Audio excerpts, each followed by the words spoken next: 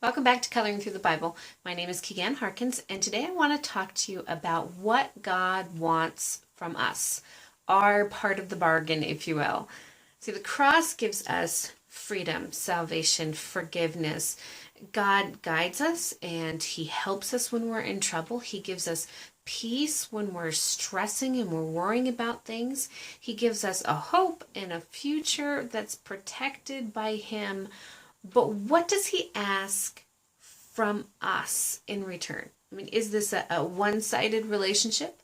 Are we the spoiled child and God is this overindulgent and benevolent father? Or is there a balance to the relationship? Now, those are really big questions, more than we could tackle in just, 8 or 9 minutes. But I think that we can get a pretty good picture of what God wants from a relationship with His children. So what actually started me thinking about this, was Leviticus chapter 22. And if you've followed me for the past few videos, you'll know that I'm working my way through the book of Leviticus. And I've mentioned before that there are a lot of great little nuggets in this kind of surprising book, that this book would have so many nuggets that explain to us about our relationship with Jesus and our relationship with God. But there are, and here's another one. So Leviticus chapter 22 talks about an unacceptable sacrifice. So it started me thinking, what are the sacrifices that we give to God? We don't make burnt offerings anymore. We don't sacrifice bulls and rams and goats and all that stuff. But what do we give to the Lord? And how can that be unacceptable? Now, like I said before, that's a really big subject. A lot more than we could cover here, but I just wanted to look at a few thoughts. And the most important one that I'm drawing on for this video is Psalms chapter 51, verses 16 through 17. It says, "You do not delight in sacrifice, or I would bring it. You do not take pleasure in burnt offerings. The sacrifices of God are a broken spirit, a broken and contrite heart, O God, you will not despise." Now, David wrote this psalm after he had committed adultery with Bathsheba. He sinned. He knew he sinned. And if you know the story, you know that he did more than just commit adultery. He lied. He tried to trick Bathsheba's husband. And when that didn't work, he just simply had him killed. So I think it's easy to say that David was not living the life that God wanted him to at that moment. He wasn't acting in the way that he should act. And this story is encouraging to us because David was living, the trifecta of sin: adultery, deceit, murder. And yet, David is often described as a man after God's own heart and a man whom God loved. I mean, God intervened on his behalf so many times. He saved him from his enemies' plots to kill him many, many, many times.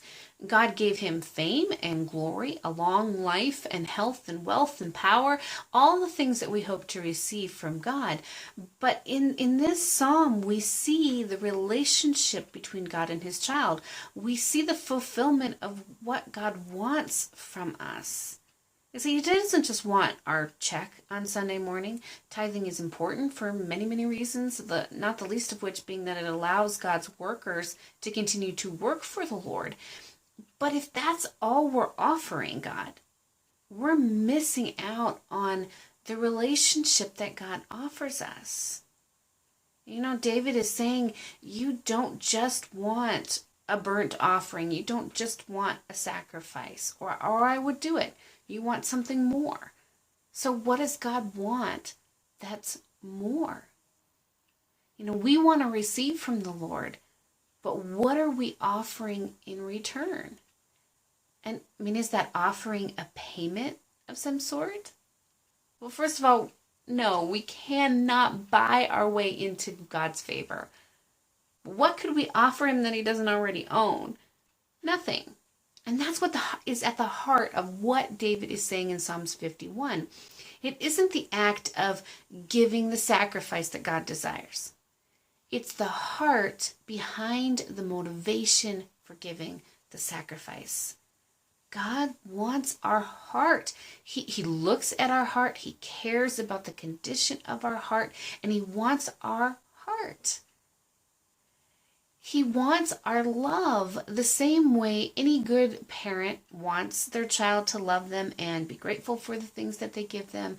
That's what's important to God. Now, Aesop wrote another Psalms, just one chapter before it. He wrote Psalms 51, and verses 14 through 15 say, "Sacrifice thank offerings to God, fulfill your vows to the Most High, and call upon me in the day of trouble." So what does God want from us besides a heart that's broken over our sin and is repentant about it? Well, Aesop tells us in Psalm 50 that he wants us to be thankful, not ungrateful, spoiled spiritual brats. God desires that we would look around us and offer up thanks for the many, many blessings that surround us. He also wants us to fulfill our vows. Now, God doesn't require us to make a vow or a promise to him that we'll do something, but he wants us to be honest and committed to him. He doesn't want us to just make empty promises. Oh God, if you help me pass my driver's test, I'll, do all of this stuff for him. Or if you help us pay off our debt, I'll do all of this stuff for you. He doesn't want empty promises. Again, that's trying to buy God's favor. And that's not the type of relationship that God wants. He wants a heart that loves him, that longs to be with him, that wants to have a good relationship, that realizes when we sin, is grateful for all the gifts that he gives us, and is filled with integrity. Do what you say you're going to do.